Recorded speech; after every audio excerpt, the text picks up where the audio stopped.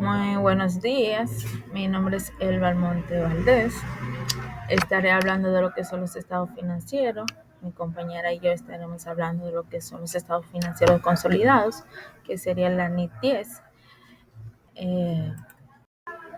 Primero empezaré que con la definición de esta. La definición de esta, que de qué son los estados financieros consolidados, es que esta ni muestra los resultados de un grupo de empresas como si fueran una sola entidad. El objetivo principal de esta es establecer los principios para la presentación y preparación de los estados financieros consolidados. Cuando una entidad controla una o más entidades distintas, esto me deja dicho que esta ni cumple. Su objetivo principal es que aunque tenga varias entidades diferentes, sus estados financieros están consolidados como si fuera una sola entidad. También se consolida como una sola empresa, aunque tengan diferentes nombres o diferente estructura. El cumplimiento de esta norma es que los estados financieros consolidados, su definición y aplicación del principio del control, requerimientos contables para la preparación de los estados financieros consolidados y la entidad de inversión. Entonces debemos definir lo que es control, que el control no es más lo que se refiere al poder para dirigir las políticas financieras y operativas de una entidad con el fin de obtener beneficio a sus actividades. También podemos definir lo que es la controladora, que es la entidad que controla las demás entidades, y las subsidiarias, que las subsidiarias son una entidad que es controlada por la empresa control.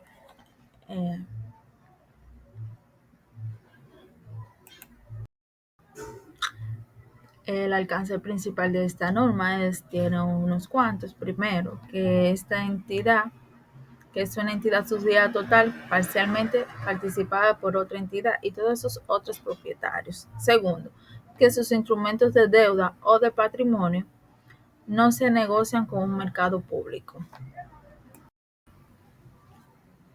Tercero, no registra ni está en un proceso de hacerlo. Sus estados financieros es una comisión de valores u otras organizaciones reguladoras. Su controladora última o algunas de las controladoras intermediarias elaboran estados financieros consolidados que se encuentran disponibles para un uso público y cumple con lo acordado.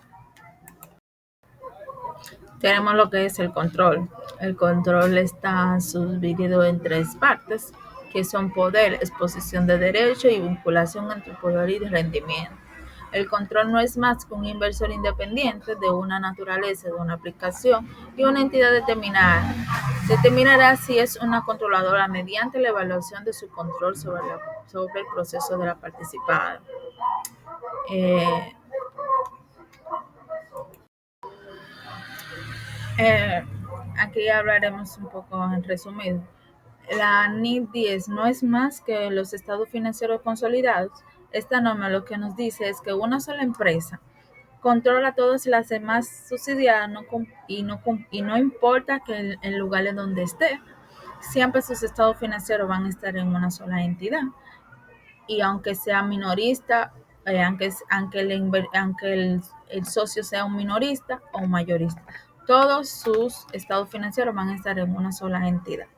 Aquí tenemos dos ejemplos de grandes empresas que están consolidadas con una sola entidad, que es la IDTES, que está compuesta por la Zara, Pull&Bear, Massimo Dutti y Bershka. Sus estados financieros de la marca están consolidados como si fuera una sola al 100%. Está la empresa, el grupo Gran Carrefour, que su principal control, su matriz está en Francia. Su grupo Carrefour está consolidado en entidades que ejercen el control y, y no importa, aunque tenga socios minoristas, su estado financiero están consolidados como si fueran una sola. Saludos, mi nombre es Elisa Valdés y le estaré presentando tres elementos claves relacionados con el poder. El primero es el derecho. En la NIF-10, el poder se basa en los derechos que la entidad tiene sobre otra, generalmente a través de acciones con derechos a voto o acuerdos contractuales que le permiten dirigir las actividades relevantes de esa entidad. El segundo elemento es la dirección de actividades relevantes. El poder implica la capacidad para dirigir las actividades relevantes que afectan los rendimientos variables de la entidad participada. Según la NIF-10, estas actividades pueden ser operativas, financieras o estratégicas, y la entidad con poder puede tomar decisiones que impactan directamente cómo se generan los beneficios. El tercer elemento es la vinculación entre el poder, y el rendimiento. No basta con tener solamente el poder. La entidad también debe estar expuesta a tener derecho a rendimientos variables, tanto positivos como negativos, derivados de su relación con la otra entidad. Además, el control implica la capacidad de usar el poder para influir en esos rendimientos. Con relación al rendimiento, se debe evaluar si está expuesto o tiene derechos a los rendimientos variables de la entidad participada y la variable depende de la capacidad de la participada para generar suficientes ingresos para pagar su comisión o rendimientos. Esto significa que para aplicar la NIF-10 no solo se debe evaluar el poder sobre la entidad, por ejemplo, a través del control de la mayoría de acciones con derecho a voto, sino también si la entidad inversora está expuesta a los beneficios o pérdidas que genere la participada, que pueden ser variables y no fijos. Vinculación entre poder y rendimiento. Sobre el poder sobre la participada, la NIF-10 define el control como el poder que tiene la entidad sobre la otra, lo que implica la capacidad para dirigir las actividades relevantes de dicha entidad. Este poder se traduce en la facultad de tomar decisiones que afectan significativamente los rendimientos de la participada. También está la vinculación entre exposición y derecho a rendimiento. El control también implica estar expuesto a tener derecho a rendimientos variables derivados de la participación en la entidad controlada. Estos rendimientos pueden ser positivos o negativos y depende del desempeño económico de la participada. También está la vinculación de la influencia sobre el rendimiento del inversor. Aquí el control permite al inversor influir directamente sobre los resultados y el rendimiento de la entidad controlada, lo que se refleja en los estados financieros consolidados. La NIF-10, por tanto, busca que el inversor consolide la información financiera de la controlada para reflejar esta influencia y el impacto en su propia situación financiera. Rendimientos contables según la NIF-10. Entre eso está la elaboración de los estados financieros consolidados. La NIF-10 requiere que el controlador prepare estados financieros consolidados que incluyan a todas las subsidiarias bajo su control. Esto implica la integración de los activos, pasivos, ingresos y gastos de la matriz y sus subsidiarias. También tenemos las políticas contables uniformes. Para consolidar correctamente es necesario aplicar políticas contables uniforme en todas las entidades del grupo. Esto asegura la comparabilidad y coherencia en la información financiera presentada. Si alguna subsidiaria utiliza políticas contables diferentes, debe ajustar para que coincidan con las políticas de la matriz antes de consolidar. También está la realización de ajustes en la consolidación. La NIF implica realizar varios ajustes en el proceso de consolidación, tales como la eliminación de saldos y transacciones intragrupos para evitar la doble contabilización. También ajustes por diferencias en fechas de corte y políticas contables, reconocimiento y medición de intereses mobiliarios, minoritarios, y ajustes por la adquisición subsidiaria y la valoración de activos y pasivos adquiridos. Las participaciones no controladoras son las participaciones en el patrimonio de una subsidiaria que no son atribuibles directa o indirectamente a la controladora. Es importante porque reconoce adecuadamente la participación no controladora para reflejar la propiedad minoritaria en la subsidiaria. La participación no controladora se presentan dentro del patrimonio neto, pero separadas del patrimonio atribuible a los propietarios de la matriz. Pérdida del control.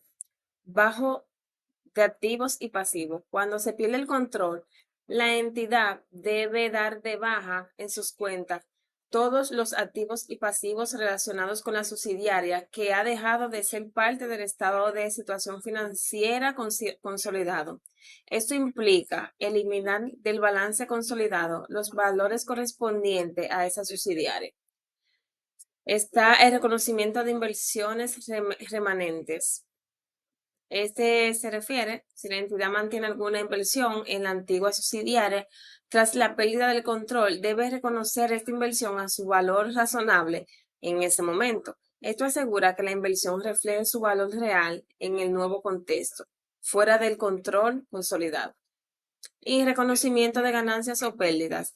Finalmente, la entidad debe reconocer cualquier ganancia o pérdida asociada con la pérdida de control. Esta ganancia o pérdida es atribuible a la participación controladora anterior y debe reflejarse en los resultados del periodo para informar adecuadamente a los usuarios de los estados financieros.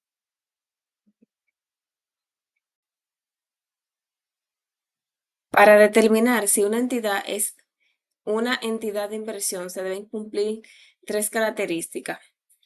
La primera es, se obtienen fondos de uno o más inversionistas. La entidad debe capturar recursos financieros provenientes de diversos inversionistas. Esto significa que su principal actividad es reunir fondos para invertirlos en activos financieros, en lugar de operar directamente en negocios tradicionales. La segunda es, se compromete con sus inversionistas. La entidad debe tener un compromiso explícito con sus inversionistas, que generalmente se traduce en la promesa de gestionar esos fondos, de obtener un retorno financiero. Este compromiso implica que la entidad actúa en interés de los inversionistas, buscando maximizar el rendimiento de las inversiones. Y tercero, mide y evalúa el rendimiento. La entidad debe medir y evaluar el rendimiento de sus inversiones de forma regular, basándose en su razonable u otros criterios financieros. Este seguimiento es fundamental para asegurar que las decisiones de inversión y la gestión de los activos sea eficiente y rentable. Hasta aquí la participación del grupo número 8. Muchas gracias.